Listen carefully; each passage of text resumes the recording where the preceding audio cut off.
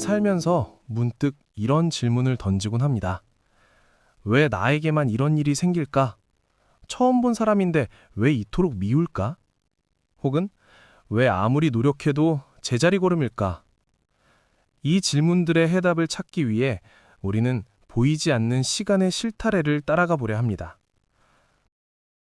불교에서는 이를 윤회라 부르고 심리학에서는 무의식의 패턴이라 말하지만 그 중심에는 언제나 전생과 현생을 잇는 단단한 끈, 업이 자리 잡고 있습니다. 전생의 업이 우리가 심은 씨앗이라면 현생은 그 씨앗이 피워낸 꽃이자 열매입니다. 우리는 기억하지 못하는 어제의 결과물을 오늘이라는 성적표로 받아들고 있는 셈입니다. 업이라는 단어는 종종 우리에게 무거운 족쇄처럼 느껴집니다. 하지만 산스크리트어 카르마는 단순히 행위 그 자체를 의미합니다. 우리가 오늘 하는 생각 한 조각, 무심코 내뱉은 말 한마디, 그리고 의도적인 행동 하나하나가 업이라는 이름의 우주 속 거대한 기록장치에 저장됩니다. 업은 세 가지 층위로 나눕니다. 마음속으로 품은 의도인 의업, 입으로 내뱉은 에너지인 구업, 그리고 몸으로 실천한 신업입니다. 이 에너지들은 사라지지 않습니다. 마치 메아리처럼 우주를 떠돌다 그것을 받아낼 가장 적절한 토양, 즉 우리의 현생을 만났을 때 비로소 사건과 사고, 인연이라는 형태로 발현됩니다. 이것은 누군가 내리는 벌이 아닙니다.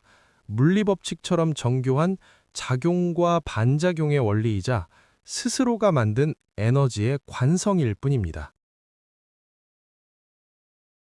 과거의 업은 현생에 보이지 않는 설계도입니다. 우리가 어떤 부모를 만나고 어떤 신체적 조건을 가지며 어떤 재능이나 한계를 가지고 태어나는지는 우연의 주사위 놀이가 아닙니다. 심리학에서 말하는 기질이나 트라우마 역시 전생의 기억과 맞닿아 있는 경우가 많습니다.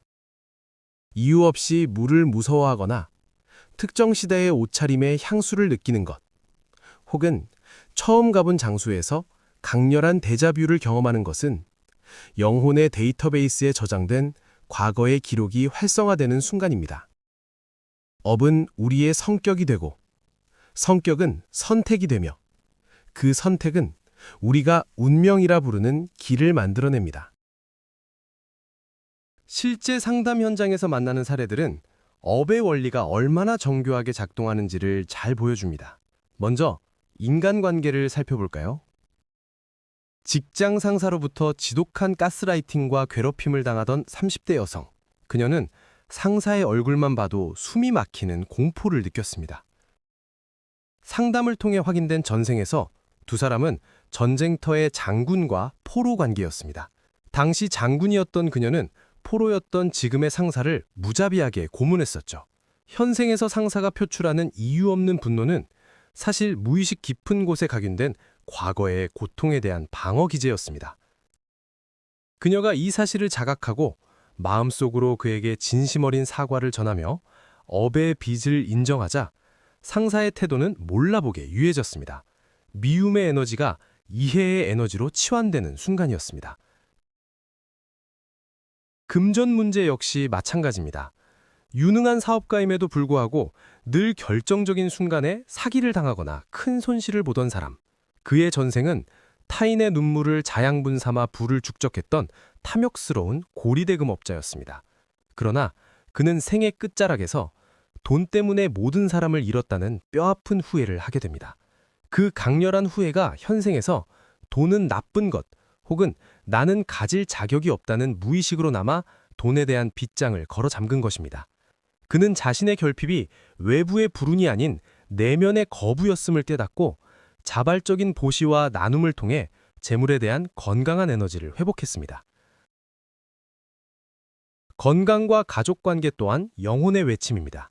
원인모를 만성편두통에 시달리던 그 남자는 전생의 지식인으로서 자신의 신념을 꺾지 못해 처형당했던 기억을 발견했습니다.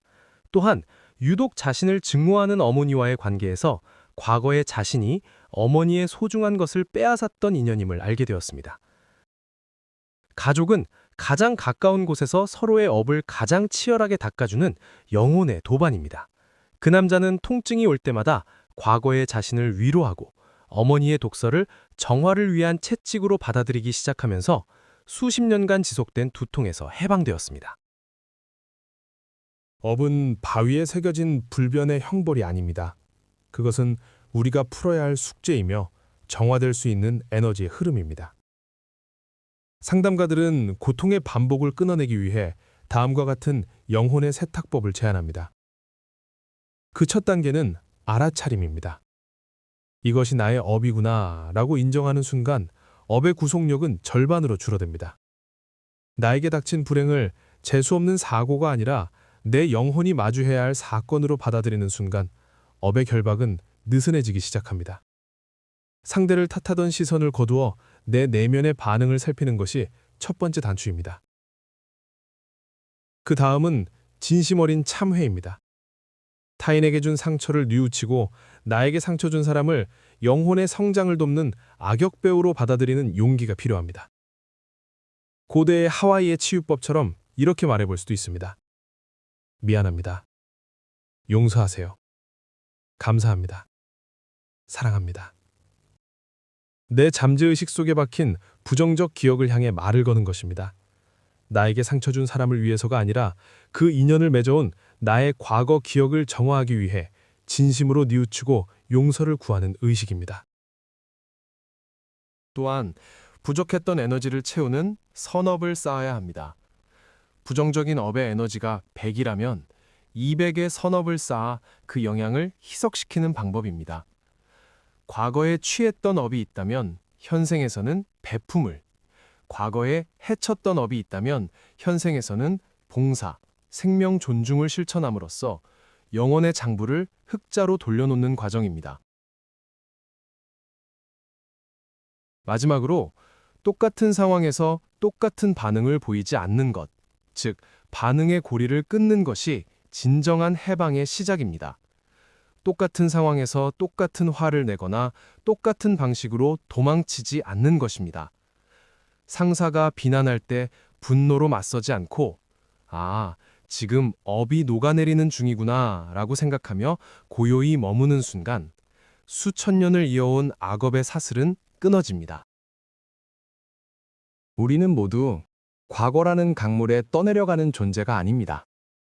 오히려 그 강물을 이용해 원하는 곳으로 나아가는 사공이 되어야 합니다.